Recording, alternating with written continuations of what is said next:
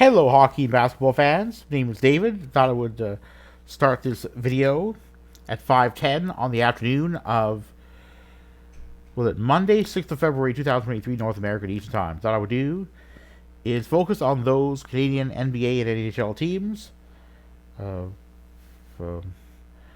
following the NHL's All-Star break. So it's kind of a transitional week, the beginning of the end of the 2022-23 NHL season.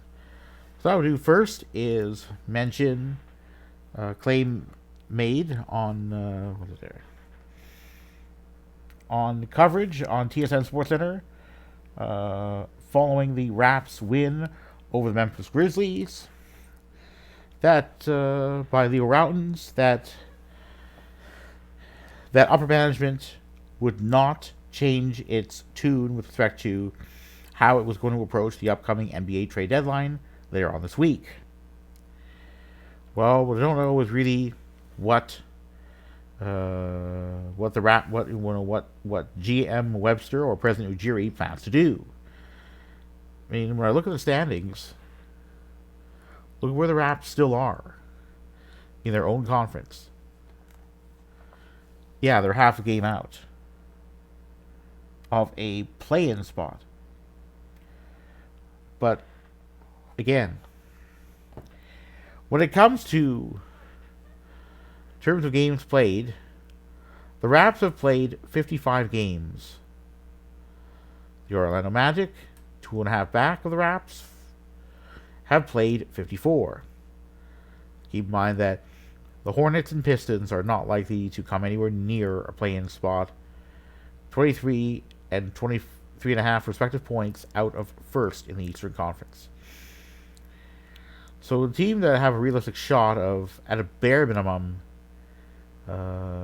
getting into a play-in spot, the Miami Heat, with a 29-25 record, are in 6th in the East, half a point ahead of New York Knicks for the final automatic playoff spot. Knicks have played 55 games. The Hawks have played 54. The Bulls 52.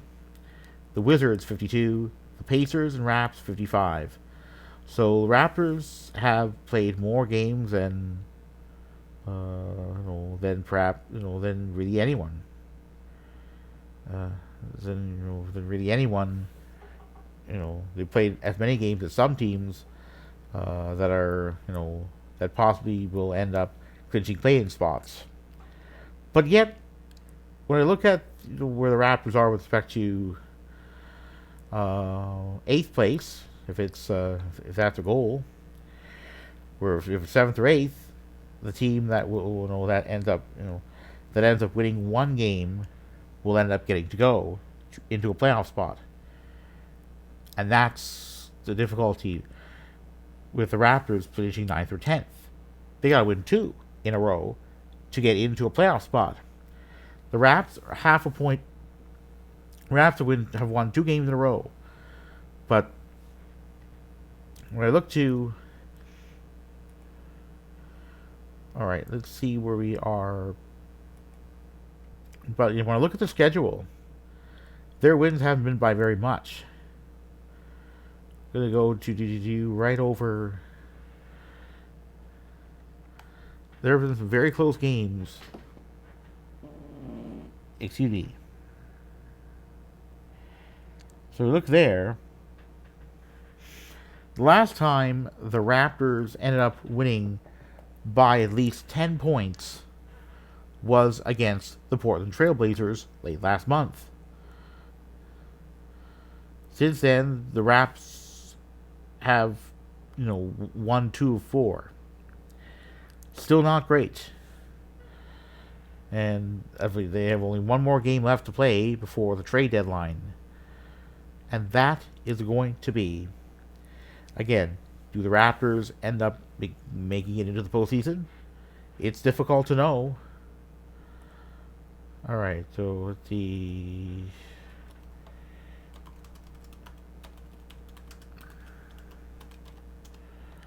So what I do is to go back to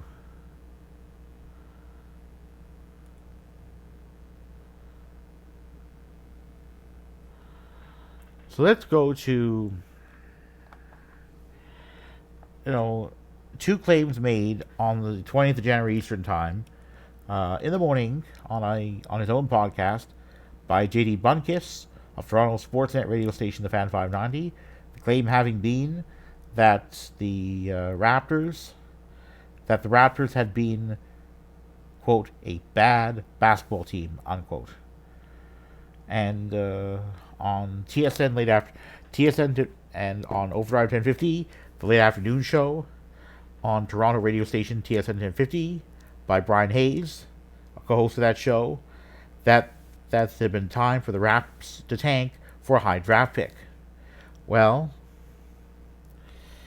whether the Raps get a top 5 draft pick or they end up missing out matters less to me than that the management team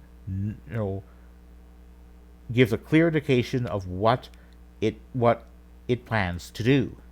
The trade deadline is coming up for the NBA, so it's time to do something about this. The Raps have not performed well enough to get even into a play-in spot. Half a game out. There's loads of competition. Who knows what's going to happen? It could go down to the wire for all we know. So I think indeed, was it there?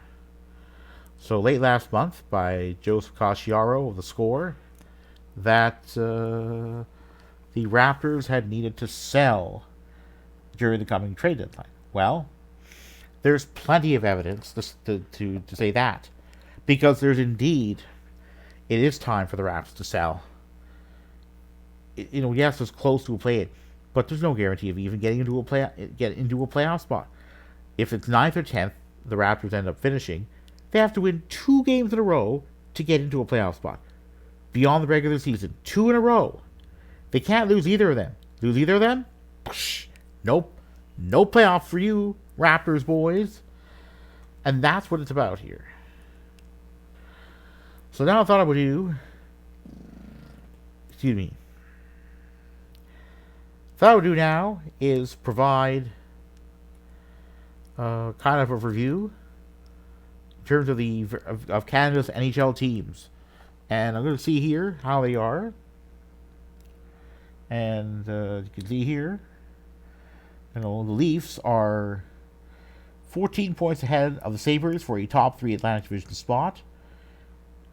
Sens are 6 points back of a playoff spot. The Habs, 13 back. Habs are not likely to see playoff action until at least next season. The Jets are 8 points ahead of the Avs for a top 3 Central Division spot. And when it comes to Pacific Division, we have the Oilers in a playoff spot. The Flames and Canucks not in any of them. Not in playoff spots. The Flames are tied with the Avs for going into the Flames Rangers game to take place at Madison Square Garden in a couple of hours as of the time of this recording. But again, having a golden opportunity to at least not drop down further. Preds are on the prowl, very close by. Blues are quite a bit of ways back. The Canucks are 14 out of a playoff spot, so not likely to make it either. So basically, when it comes to upcoming games for the Canucks, I would say that probably it's just for players who are currently with the Canucks to make the case to at least get to play in the NHL if they have no plans to retire. And that's particularly applicable to all those who have spent time in the minors this season and are itching to get back in the NHL more frequently than just once in a blue moon. Calgary Flames, the objective is going to be to try to get back into a playoff spot and remain there. All-Star break going out of the All-Star break. Flames, whether they be buyers or sellers at the trade deadline, well, Canucks have already indicated they've been sellers. I mean, they got Bo Horvat, got a first round draft pick back, got Atu Ratu, I believe the winger or center, whatever, currently in the minors, but at least it's important. If you can't re-sign Bo Horvat, might as well get something for him, and the Canucks did. Horvat re-signed with the Islanders, and well, that is, as we know, that's pretty good.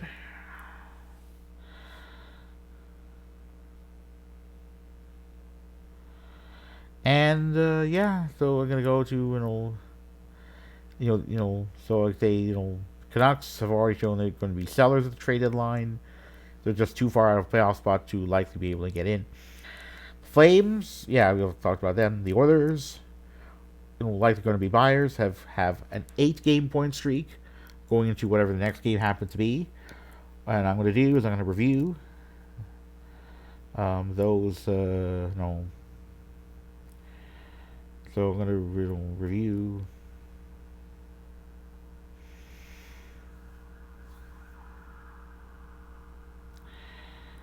So I'm going to review the games there. The Winnipeg Jets. Yeah, they got buyers. They're likely going to be buyers. So what I'm going to do is I'm going to go to. So I'm going to go to. Alright, so. I mean, I'd say there's no reason why the Jets won't be buyers at the trade deadline. They've struggled quite a bit in the last. They struggled quite a bit going into the All-Star break, having lost 5 of their last 10 and 3 of their previous 4. So yeah. So as of now, they have cap friendly shows they have a bit over $9 million of cap space to use at the trade deadline, and a bit under $5.7 million overall. So go to the cap friendly site with respect to the Jets, which is capfriendly.com/teams/Jets. So yeah, when it comes to injured reserve, there's slightly under not $3 million. What I don't really understand though is why it's not long-term injured. I don't know, but yeah, it's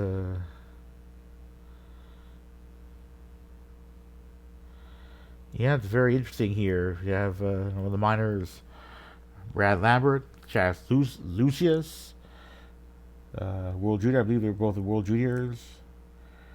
And there's Danny Zhilkin. Oops. I hate this.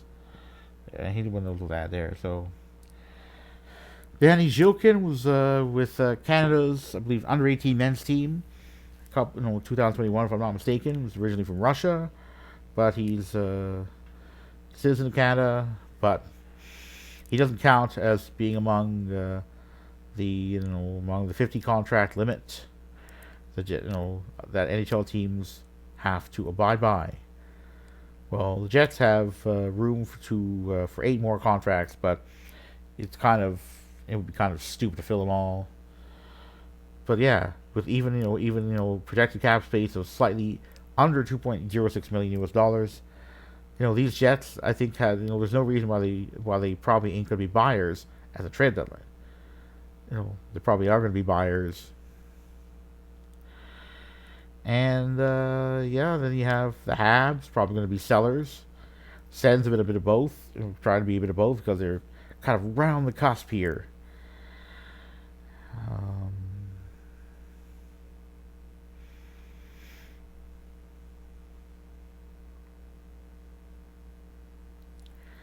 So what I would do is now go into, and also the Leafs probably going to be buyers. Question is, that is going to be how. What I'm going to do is stop the video right here. I've got to go to the washroom, and I'm going to continue this analysis in the next video about the Leafs, as well as upcoming games by various Canadian teams. So, if you haven't already, I do encourage you to click like, to like the video, subscribe to it, You get more up. We get more time notification of videos I plan to put out. Indeed, I'd like to reiterate uh, that I do try to put out videos at least every other week if I can. And on that note, I'm going to say, go Leafs, go.